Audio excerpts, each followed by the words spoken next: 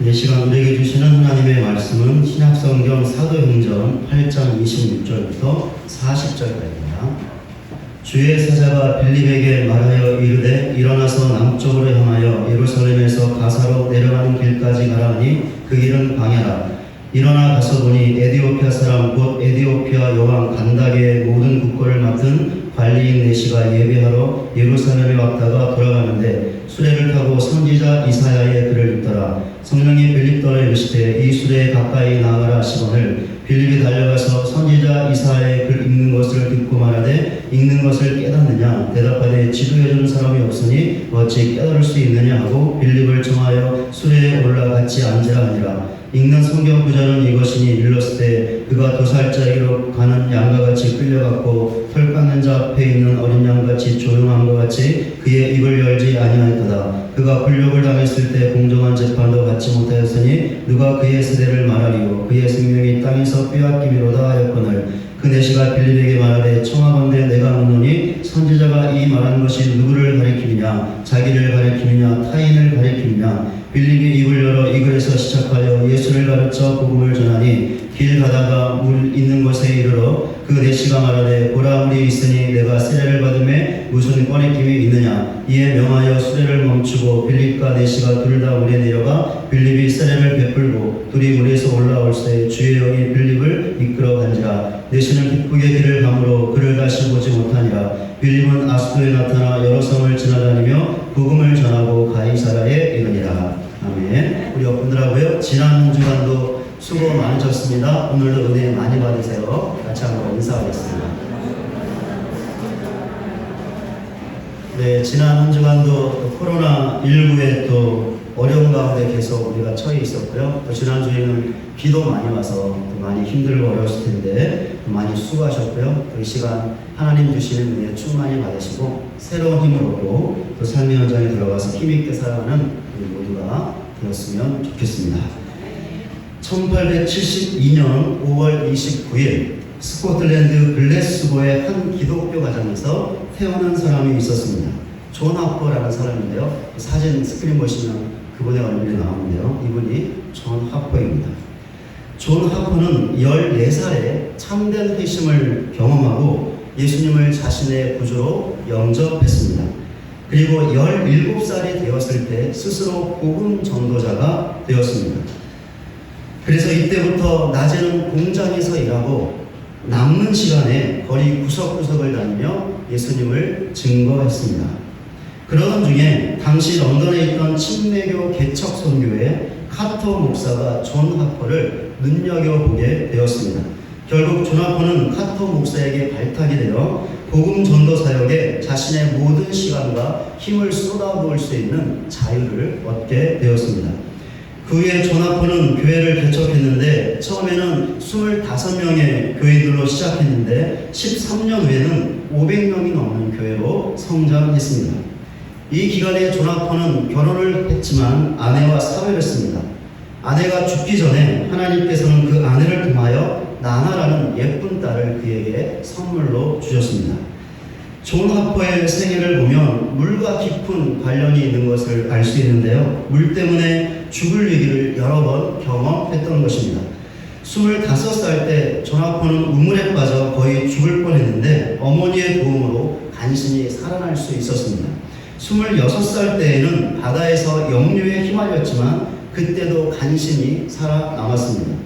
존 하퍼는 이렇게 죽음의 위기를 넘기면서 더욱더 복음 전도에 대한 열정을 거듭 확신하게 되었고 이후로 그의 인생은 복음 전도가 특징이 되었습니다. 그런데 존 하퍼가 또다시 물에 빠지는 일이 일어났습니다. 이번에 빠졌던 물은 지중해라는 바다였는데 그때 그의 나이는 32살이었습니다. 그런데 이때는 다른 경우들처럼 죽음의 위기를 극복하지 못하고 32살이라는 너무나 젊은 나이에 차가운 바닷물에 빠져 죽고 말았습니다. 제가 존 하퍼의 이 죽음에 대한 이야기를 하려고 지금까지 그의 생애에 관하여 잠시 말씀을 드렸는데요. 이제 제가 하고 싶었던 이야기를 해드리겠습니다. 존 하퍼는 영국에서 미국으로 가는 배에 타고 있었습니다. 당시 미국 시카고에 있던 무디 교회로부터 복음 전도 집회 강사로 초빙되었기 때문에 배에 타고 있었던 것이죠. 이 배의 이름은 우리도 너무나 잘 알고 있는데요. 영화의 소재로도 사용되었던 배였습니다. 혹시 아시는 분이 계신지 모르겠는데요. 타이타닉이라는 배였습니다. 타이타닉은 그 당시에 인간이 만들 수 있는 가장 최대의 이동 물체였다고 할 수 있습니다. 그리고 그에 걸맞게 그 배에는 수많은 서민들과 함께 국제적인 명사들과 거부들이 타고 있었습니다. 그런데 항해 도중에 그것도 배를 만들고 처음으로 했던 항해였는데 북극 지방에서 흘러나와 표류하고 있던 거대한 빙산 하나와 부딪히게 되었습니다. 그 이후의 일은 우리가 너무나 잘 알고 있는 것인데 그렇게도 거대했던 배가 바다에 침몰했던 것이고 수많은 사람들이 차가운 바닷속에 빠져 죽게 되었던 것입니다. 우리 영화 속의 한 장면인데요. 타이타닉 침몰하는 장면인데 한번 보시고 나서 계속해서 말씀을 이어가도록. 네, 보신 분들도 계시죠? 타이타닉 영화였는데요. 지금 보시는 것처럼 타이타닉이 침몰하고 수많은 사람들이 바닷물에 빠져 죽게 되었는데 그 중에 존 하퍼가 있었습니다. 존 하퍼의 죽음과 관련된 사실은 두 사람을 통해서 알 수 있는데요. 한 사람은 그의 딸이었던 나나이고 또 다른 한 사람은 어떤 한 집회에서 간증을 했던 스코틀랜드의 한 청년이었습니다. 두 사람 중에 젊은 청년의 간증을 통해서 확인할 수 있는 하퍼의 죽음에 관해서 말씀을 드리겠습니다. 타이타닉이 침몰하고 나서 몇 달 후에 스코틀랜드의 젊은 청년은 한 기도회에서 눈물을 흘리며 간증을 했습니다.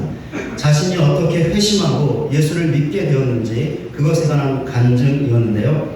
이 청년도 타이타닉에 타고 있었습니다. 이제부터 말씀드리는 것은 그가 했던 간증의 내용입니다. 배가 침몰하자 이 청년은 차가운 바닷물 속을 떠다니고 있는 배의 잔해 한 조각을 붙잡았습니다. 그때 파도에 떠밀려 한 사람이 이 청년으로 다가왔는데 그 사람이 존 하퍼였습니다. 존 하퍼도 이 청년처럼 배의 파편 한 조각에 그의 몸을 의지하고 있었습니다.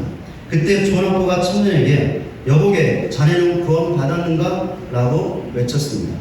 그러자 청년은 아니요 못 받았습니다 라고 대답했습니다. 청년의 말을 듣고 존 하퍼는 이렇게 외쳤습니다. 주 예수 그리스도를 믿게 그러면 구원을 받을 것입니다. 존 하퍼가 이 말을 마치자 곧바로 파도가 밀려와서 그를 휩쓸고 갔습니다. 잠시 후에 존 하퍼가 다시 청년 곁으로 오게 되었습니다. 존 하퍼는 청년에게 이제 구원 받겠는가? 라고 물었습니다. 그 청년은 아니요 라고 대답을 했습니다. 그러자 존 하퍼는 또다시 이렇게 외쳤습니다. 주 예수 그리스도를 믿게 그러면 구원을 받을 것입니다. 이 말을 마치고 존 하퍼는 그가 붙들고 있던 나무 조각과 함께 바닷속으로 사라졌습니다. 그 후에 존 하퍼는 그 청년에게 다시 돌아오지 못했죠. 차가운 바닷물 속에서 마지막 숨을 거두었던 것입니다.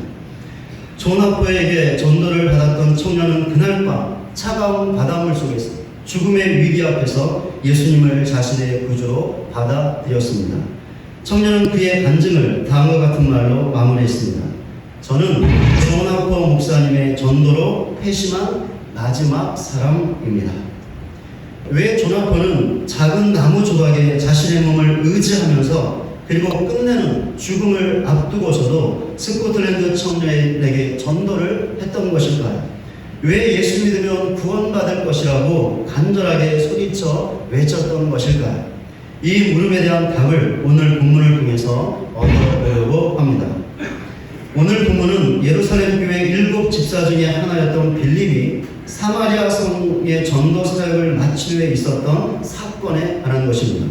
지난번에 말씀을 드렸듯이 스데반의 순교를 계기로 예루살렘 교회의 대대적인 박해가 시작되었습니다. 그 결과 예루살렘 교회는 사도들만 제외하고 모든 성도들이 이곳저곳으로 뿔뿔이 흩어지게 되었습니다.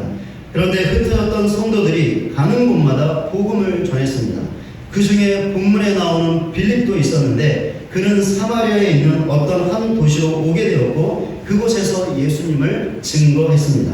그의 사역은 대성공이었는데 그곳의 사람들이 빌립의 전도를 통해서 예수 믿어 세례를 받았고 그 후에 베드로와 요한의 안수를 받아 성령까지 받았던 것입니다. 그 후에 주의 사자가 빌립에게 나타났습니다. 그리고는 본문 26절에 나와 있는 것처럼 사마리아 성을 떠나 남쪽으로 향하여 예루살렘에서 가사로 내려가는 길까지 가라는 지시를 내렸습니다. 빌립은 그대로 행했습니다. 그리고 그곳에서 어떤 한 사람을 만나게 되죠. 본문 27절에 나와 있는데 에디오피아 여왕 간다게의 국보를 맡고 있던 관리였는데 그는 넷이었습니다. 여기서 간다게라는 말은 개인의 이름이 아니라 왕을 위해 특정한 역할을 수행했던 황태후를 가리키는 칭호로 알려져 있습니다. 빌립이 만났던 사람이 바로 이 황태후의 국보를 맡고 있었던 관리였던 것이죠. 이 사람은 에디오피아 사람이었기 때문에 아마도 흑인이었을 것입니다. 그리고 신체적으로도 우리가 알고 있는 내시가 아닐 수도 있는데, 왜냐하면 본문에 나오는 내시라는 말이 그냥 내시를 가리키는 것이 아니라 단순히 정부 관리를 의미할 수 있기 때문입니다. 그런데 아프리카 흑인이었던, 그리고 예루살렘에서 멀리 떨어져 있던 나라의 내시가 하나님을 예배하기 위해 예루살렘에 왔다가 다시 그의 나라로 돌아가고 있었습니다. 심지어 그가 타고 있던 수레에서 이사야 선지자의 글, 즉 구약 성경을 읽고 있었죠. 이런 사실은 무엇을 말해주는 것일까요? 내시가 유대교로 개종한 사람이었음을 말해주고 있습니다. 물론 어떤 이유 때문에 그리고 어떤 과정을 거쳐서 유대교로 개종했는지 본문과 성경에 나와 있지 않기 때문에 잘 모릅니다. 그러나 예루살렘에서 예배를 드리고 성경을 읽은 사실을 통해서 이 사람이 유대교로 개종했음을 분명하게 알 수 있는 것이죠. 빌립이 이 내시를 만났을 때 성령께서 빌립에게 한 가지 말씀을 하셨습니다. 본문 29절에 나와 있습니다. 그 내시에게 가까이 가라는 것이었습니다. 빌립이 그대로 행하죠. 빌립은 내시가 이사야의 글을 읽고 있는 것을 보고서는 본문 30절에 나와 있는 것처럼 읽고 있는 것을 깨달을 수 있는가라고 물었습니다. 내시가 지도해주는 사람이 없으니 어찌 깨달을 수 있는가라고 답하죠. 그리고는 빌립에게 자신의 수레로 올라오라고 청했습니다. 빌립이 올라가 보니 내시가 읽고 있었던 이사야의 말씀은 다음과 같은 것이었습니다. 본문 32절과 33절입니다. 그가 도살자에게로 가는 양과 같이 끌려갔고 털 깎는 자 앞에 서 있는 어린 양이 조용함과 같이 그의 입을 열지 아니하였도다. 그가 불력을 당했을 때 공정한 재판도 받지 못하였으니 누가 그의 세대를 말하리고 그의 생명의 땅에서 빼앗기미로다 하였거늘. 내시가 보았던 말씀은 어떤 한 사람에 관한 것이었는데, 이 사람은 사지로 끌려가는 양처럼 끌려갔고 털 깎는 자 앞에서 정잠했던 어린 양처럼 침묵했던 사람이었습니다. 또한 이 사람은 큰 굴욕을 당했고 받은 판결을 물리치지 않았고 끝내는 죽임을 당했습니다. 내시는 이 말씀에 나오는 이 사람이 이사야 선지자 본인을 가리키는 것인지 아니면 다른 누군가를 가리키는 것인지 잘 몰랐습니다. 이해할 수 없었죠. 그렇게 본문 34절에 나와 있는 것처럼 이것에 관하여 빌립에게 물었습니다. 빌립은 그 사람은 예수님이라고 하면서 그것을 시작으로 해서 내시에게 예수를 가르쳐 복음을 전했습니다. 그 후에 빌립과 내시가 타고 있던 수레가 물 있는 곳을 지나게 되었죠. 그때 내시가 빌립에게 본문 36절에 나와 있는 것처럼 보라, 물이 있으니 내가 세례를 받음에 무슨 꺼리낌이 있느냐라고 말했습니다. 빌립에게 세례를 받겠다는 것이죠. 그러자 빌립이 내시에게 세례를 베풀었습니다. 내시가 빌립이 전했던 복음을 듣고 예수님도 구원을 받은 것이죠. 지금까지의 사실을 통해서 복음 전도에 관한 영적인 교훈을 얻을 수 있습니다. 무엇이냐면 복음 전도는 하나님의 계획이기 때문에 그것에 순종해야 한다는 것입니다. 빌립이 내시를 만나서 복음을 전했던 것은 그의 계획이 아니었죠. 그럼 누구의 계획이었습니까? 하나님의 계획이었죠. 어떻게 알 수 있습니까? 주의 사자가 빌립에게 어떤 장소로 가라고 지시한 것을 통해서, 그리고 성령께서 그 내시에게 가까이 가라고 말씀하셨던 것을 통해서 알 수 있습니다. 빌립이 사마리아 성에 복음을 전했던 것도 마찬가지였습니다. 빌립이 사전에 치밀한 계획을 세우고 사마리아 성에 복음을 전했던 것이 절대로 아니었습니다. 하나님께서 예루살렘 교회에 핍박을 주셔서 빌립을 사마리아 성으로 보내셨기 때문에 빌립이 복음을 전할 수 있었던 것이죠. 빌립의 사마리아 성 전도도 하나님의 계획이었던 것입니다. 그렇습니다. 복음 전도의 계획은 빌립이 세운 것이 아니었습니다. 예루살렘의 사도들이 세운 것도 아니었습니다. 복음 전도의 계획은 하나님께서 친히 세우신 것이었습니다. 마태복음 28장 18절부터 20절까지입니다. 예수께서 나와 말씀하여 이르시되 하늘과 땅의 모든 권세를 내게 주셨으니 그러므로 너희는 가서 모든 민족을 제자로 삼아 아버지와 아들과 성령의 이름으로 세례를 베풀고 내가 너희에게 분부한 모든 것을 가르쳐 지키게 하라. 왜 예수님의 제자들이 모든 민족에게로 가야 하는 것일까요? 그래서 모든 민족을 제자로 삼아 아버지와 아들과 성령의 이름으로 세례를 베풀고 예수님의 그들에게 분부한 모든 것을 가르쳐 지키게 해야 하는 것일까요? 이것이 제자들이 세운 계획이었기 때문이었을까요? 아니죠. 하나님께서 세운 계획이었기 때문입니다. 그렇게 제자들이 모든 민족에게로 가서 예수님을 전하고 가르쳐야 했던 것이죠. 사도행전 1장 8절입니다. 오직 성령이 너희에게 임하시면 너희가 권능을 받고 예루살렘과 온 유대와 사마리아와 땅끝까지 이르러 내 증인이 되리라 하시니라. 왜 사도들이 성령의 권능을 받고 온 땅에 이르러 예수님의 증인이 되어야 하는 것일까요? 이 계획을 사도들이 세웠기 때문일까요? 아니죠. 하나님께서 세우셨기 때문입니다. 그렇게 사도들은 예수님의 증인이 되어야 했던 것이죠. 고린도전서 1장 21절입니다. 하나님의 지혜에 있어서는 이 세상이 자기 지혜로 하나님을 알지 못하므로 하나님께서 전도에 미련한 것으로 믿는 자들을 구원하시기를 기뻐하셨도다. 전도에 미련한 것으로 믿는 자들이 구원하는 것을 기뻐하는 전도의 계획을 누가 세웠습니까? 사도들이 세웠나요? 아니면 다른 것 누군가가 세웠습니까? 아니죠. 하나님께서 세우셨습니다. 그렇게 하나님께서 전도를 통하여 비록 그것이 세상의 지혜와 비교했을 때 미련해 보이는 것이지만 그 전도를 통하여 믿는 자들이 구원받는 것을 볼 때 크게 기뻐하시는 것입니다.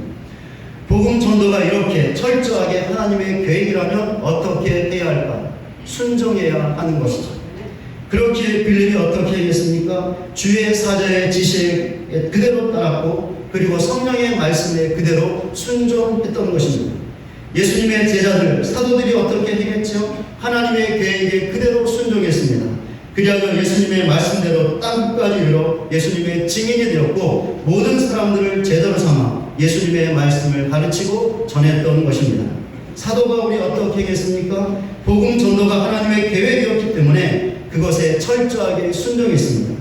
그렇게 디모데후서 4장 7절에 나와 있는 것처럼 나는 선한 싸움을 싸우고 나의 달려갈 길을 마치고 믿음을 지켰다라는 위대한 신앙 고백을 할 수 있었습니다.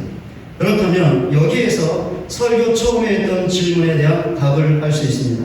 어떤 질문이었죠? 왜 존·아퍼 목사가 죽음을 앞두고 있던 순간에도 살려고 발버둥치기보다는 스코틀랜드 청년에게 전도한 것일까? 왜 예수 믿으면 구원받을 것이라고 소리쳐 외쳤던 것일까? 라는 질문이었죠. 그렇다면 답이 무엇일까요? 복음 전도가 하나님의 계획이었기에 그것에 순종했기 때문이라는 것입니다. 그렇습니다. 존·아퍼가 타이타닉을 타고 미국에 가려고 했던 것은 그의 계획이 아니었죠. 미국에 있는 무디 교회에 가서 복음을 전하는 것이 하나님의 계획이었기 때문에 그것에 순종하기 위해 배를 탔던 것입니다. 타이타닉이 침몰해서 바닷물에 빠져 죽음을 앞두고 있을 때 스코틀랜드 청년을 만난 것은 존·아퍼의 계획이 아니었죠. 그는 절대로 타이타닉이 침몰할 것이라는 계획을 세우지 않았습니다. 또한 차가운 바닷물 속에서 스코틀랜드 청년을 만날 계획도 절대로 세우지 않았죠. 이 모든 것은 그 청년을 구원하시기 위한 하나님의 계획이었습니다. 존·아퍼가 이 하나님의 계획에 순종했던 것이죠. 그렇게 죽음을 앞두고 있던 상황에서도 그 청년에게 예수 믿으면 구원받는다는 복음을 소리쳐 외쳤던 것입니다. 그 결과 그 청년이 자신은 존·아퍼의 전도를 통해서 마지막으로 회심한 사람이라는 너무나 은혜로운 간증을 할 수 있었던 것입니다. 복음 전도는 하나님의 계획입니다. 다른 말로 하면 하나님의 뜻이죠. 그렇게 여기 있는 우리들도 하나님의 계획에 순종해야 합니다. 순종하면 나머지는 하나님께서 다 해주십니다. 빌립이 순종했을 때 어떻게 되었습니까? 하나님께서 내시를 만나게 해주셨고 그 내시가 예수 믿고 구원받는 열매도 거두게 하셨습니다. 존·아퍼 목사가 순종했을 때 어떻게 되었습니까? 하나님께서 스코틀랜드 청년을 만나게 하셨고 그 청년이 예수 믿어 구원받는 열매를 거두게 하셨습니다. 우리도 마찬가지입니다. 우리도 복음 전도라는 하나님의 계획에 순종하는 순종하면 하나님께서 사람도 만나게 하시고 그 사람이 예수 믿어 구원받는 전도의 열매도 거두게 하신다는 것이죠. 반드시 그렇게 하십니다. 그렇기에 전도하기 전부터 누구를 만날 것인가? 과연 오늘 누구를 만나야 되지? 복음을 전하는 그 사람이 과연 예수를 믿을 것인가? 이런 것들에 대해서 미리부터 걱정하지 말고 부담감을 가지지 말아야 합니다. 왜 그렇습니까? 사람을 만나는 것, 특별히 그 사람이 예수 믿고 구원받는 것, 즉 복음 전도의 결과는 전적으로 하나님의 일이기 때문입니다. 우리의 일이 아니죠. 그런데도 우리를 포함한 수많은 그리스도인들이 어떻게 하고 있습니까? 복음 전도의 결과를 자꾸 신자 자신의 일과 책임으로 만들어 버립니다. 그래서 복음 전도에 관하여 심각한 오해를 하게 되는데 무엇이냐면 복음 전도의 결과, 즉 불신자가 회심하고 예수 믿는 것 자체를 복음 전도라고 생각하는 것입니다. 그래서 복음 전도를 했는데 예수 믿는 사람이 있으면 복음 전도에 성공한 것이고 반대로 예수 믿지 않는 사람이, 예수 믿는 사람이 없으면 복음 전도에 실패한 것이라고 여기게 되는 것이죠. 그런데 이것은 정말이지 복음 전도에 대한 오해이고 착각 중에 착각입니다. 그리고 이런 착각은 매우 심각한 문제를 야기하는데요. 그 중에 하나가 교회에 관한 것입니다. 교회가 진정한 복음 전파를 통해서 진정한 회심자를 얻기보다는 단지 교회에 등록하는 교인을 더 많이 얻기 위해서 세속적이고 극히 실용주의적인, 또한 감정에 치우치는, 심하게 말하면 감정을 조작하는 행사들을 만드는 일에 치중하게 된다는 것이죠. 또한 복음 전도에 대한 착각은 신자 개인들에게도 심각한 문제를 야기할 수 있는데, 특별히 열심히 전도하는데도 전도의 열매를 거두지 못하는 성도들에게 심한 실패감과 죄책감을 갖게 할 수 있는 것입니다. 그리고 이런 것이 지속되다 보면 복음 전도에 대하여 반감을 갖게 되고 결국에는 복음 전도를 하지 못하게 만들 수도 있습니다. 이런 경우입니다. 내가 그렇게도 열심히 전도했는데 복음 전도의 열매가 없으니 하나님께 너무나 죄스럽다. 나는 죄인이다. 나에게는 전도의 은사가 없으니 더 이상 전도를 해서는 안 되겠다 라고 단정하는 것이죠. 그래서 아예 복음 전도를 하지 않게 되는 것입니다. 복음 전도와 아예 담을 쌓고 지내게 되는 것이죠. 그런데 만약에 이렇게 되어진다면 이것 또한 너무나 큰 잘못인데, 왜냐하면 복음 전도가 하나님의 계획이기 때문에 그것에 순종해야 한다는 성경의 가르침에 불순종하는 것이기 때문입니다. 그렇다면 복음 전도가 복음 전도의 결과가 아니라면, 그렇게 생각하는 것이 착각 중에 착각이라면 무엇이 복음 전도에 대한 올바른 생각일까요? 그리고 어떻게 하는 것이 진정한 복음 전도이며 복음 전도에 성공하는 것일까요? 존 스토트 목사님의 말을 한번 들어보겠습니다. 복음 전도는 회심하는 자를 얻는 것을 의미하지 않고 단순히 결과와는 상관없이 좋은 소식을 선포하는 것을 의미합니다. 1974년 스위스 로잔에서 있었던 종교회의의 말을 들어보겠는데요. 이 회의에서 복음 전도에 관해서 정의를 내렸습니다. 다음과 같이 정의를 내렸는데요. 스크린을 보시기 바랍니다. 복음 전도는 예수 그리스도께서 성경대로 우리의 죄를 위해 죽고 죽은 자로부터 다시 살아나는 것을 믿고 회개하는 모든 사람에게 죄사함과 성령의 자유하게 하는 선물을 주신다는 좋은 소식을 전파하는 것입니다. 존 스토트 목사님의 복음 전도에 대한 말과 로잔 회의의 복음 전도에 관한 정의를 보면 공통점이 있습니다. 복음 전도가 복음 전도의 결과 그 자체가 아니라, 그런 결과는 전혀 상관없이 좋은 소식, 즉 복음을 전하는 것이 복음 전도라는 것이죠. 바로 이것이 복음 전도에 관하여 성경에서 가르치고 있는 것입니다. 우리가 앞에서 여러 가지 성경 구절을 봤는데요. 그 성경 구절들이 복음 전도가 반드시 회심자를 얻는 것이 복음 전도라고 말하지 않습니다. 대신 가서 전하라고, 예수님의 증인이라고 말할 뿐이죠. 바로 이것이 성경에서 복음 전도에 관하여 가르치는 진리인 것입니다. 그렇다면 올바른 복음 전도는 다른 것이 아니라 복음을 전하는 것이죠. 예수님을 증거하는 것입니다. 올바른 복음 전도의 성공도 마찬가지죠. 복음을 전하고, 그래서 반드시 예수 믿고 구원받는 사람이 있어야만 성공하는 것이 아니라 예수 믿는 사람이 없어도 복음을 전하기만 하면 복음 전도의 성공이라는 것입니다. 왜 이렇게 말할 수 있는 것이죠? 복음 전도의 결과가 하나님의 일이기 때문입니다. 우리가 복음을 전했는데 그 사람이 회심하고 예수를 믿을 수도 있고 반대로 회심하지 않고 예수를 믿지 않을 수도 있습니다. 그런데 이것이 우리의 소관이 아니라 하나님의 소관이라는 것이죠. 전도의 열매는 우리가 아니라 하나님께서 거두시는 것입니다. 그렇기 때문에 우리는 복음 전도의 결과에 대한 염려와 부담감을 떨쳐버리고 그것은 하나님께 다 맡겨버리고 복음 전도가 하나님의 계획이기 때문에 그냥 순종하면 되는 것이죠. 그러는 나머지는 다 하나님께서 해주십니다. 사람도 만나게 하시고 복음 전도의 열매도 거두게 하십니다. 이런 사실을 확고하게 믿는 우리 모두가 되시기를 바랍니다. 말씀을 맺겠습니다. 마크 데버라는 목사님이 있는데요. 이 목사님이 쓴 책 중에 복음과 개인 전도라고 번역된 책이 있습니다. 이 책에서 마크 데버 목사님은 신자가 복음을 전하지 않을 때 어떻게 해야 할까? 어떻게 하면 복음을 전하게 될까? 라는 질문을 하면서 구체적으로 12단계를 말하고 있습니다. 그 중에 첫 번째 단계만 말씀을 드릴까 하는데요. 이 단계가 너무나 중요하기 때문입니다. 무엇이냐면 기도하라 라는 것입니다. 마크 데버 목사님은 다음과 같이 적고 있습니다. 우리가 복음을 전하지 못하는 것은 무엇이든 우리 자신의 힘으로 하려고 하기 때문이라고 저는 자주 생각합니다. 복음을 전할 때 우리는 하나님을 제쳐놓는 경향이 있습니다. 하나님이 자신의 복음이 알려지는 것을 얼마나 바라고 기뻐하시는지 망각합니다. 하나님은 죄인들이 구원받기를 바라십니다. 정말이지 우리는 복음을 전할 기회가 왔을 때 기도하지 않고 그래서 복음 전도에 효력이 없을 때 놀라지 않습니까? 만일 기회가 없다고 생각하기 때문에 복음을 전하지 못하고 있다면 기도하십시오. 그러면 하나님이 여러분의 기도에 응답하실 때 놀라게 될 것입니다. 우리 가운데 복음 전도를 하지 않고 있는 분이 계십니까? 그렇다면 마크 데버 목사님의 권고를 받아들여 복음 전도의 계획을 하나님께서 세우셨음을 믿게 해달라고 기도하시기 바랍니다. 또한 그 계획에 순종할 수 있게 해달라고 기도하시기를 바랍니다. 하나님께서 그 기도에 반드시 응답해 주실 것입니다.